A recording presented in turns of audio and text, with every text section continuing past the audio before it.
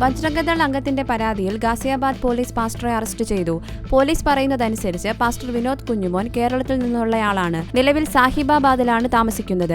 ഗാസിയാബാദിലെ രാഹുൽ വിഹാർ നിവാസിയായ പ്രേംചന്ദ് ജാദവാണ് അറസ്റ്റിലായ മറ്റൊരാൾ. ഞായറാഴ്ചയാണ് ഇവരെ അറസ്റ്റ് ചെയ്തത്. പട്ടികജാതി അംഗങ്ങളെ പ്രലോഭിപ്പിച്ച് മതപരിവർത്തനം നടത്താൻ ശ്രമിച്ചുവെന്നാരോപിച്ചാണ് അറസ്റ്റ്. ഒരു ബജ്രംഗദൾ അംഗത്തിന്റെ പരാതിയെ തുടർന്നാണ് അറസ്റ്റ്. എന്നാൽ ജാദവിന്റെ വീട്ടിൽ മതപരിവർത്തനം നടന്നിട്ടില്ലെന്നും എല്ലാ ഞായറാഴ്ചയും പ്രാർത്ഥനകൾ മാത്രമേ നടന്നിരുന്നുള്ളൂവെന്നും അയൽക്കാർ പറഞ്ഞു.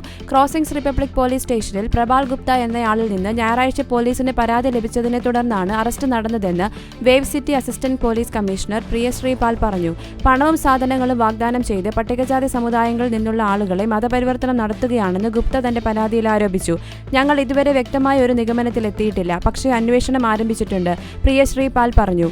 അദ്ദേഹം ഞായറാഴ്ച പ്രാർത്ഥനകൾ നടത്താറുണ്ടായിരുന്നു. രാഹുൽ വിഹാറിൽ നിന്നും ബുദ്ധവിഹാറിൽ നിന്നുമുള്ള ആളുകൾ അതിൽ പങ്കെടുക്കാറുണ്ടായിരുന്നു. എന്നാൽ അദ്ദേഹം ആരോടും മതം മാറാൻ ആവശ്യപ്പെട്ടിട്ടില്ല. പ്രദേശത്ത് ഒരു ഭക്ഷണശാല നടത്തുന്ന ആനന്ദ് കൂട്ടിച്ചേർത്തു.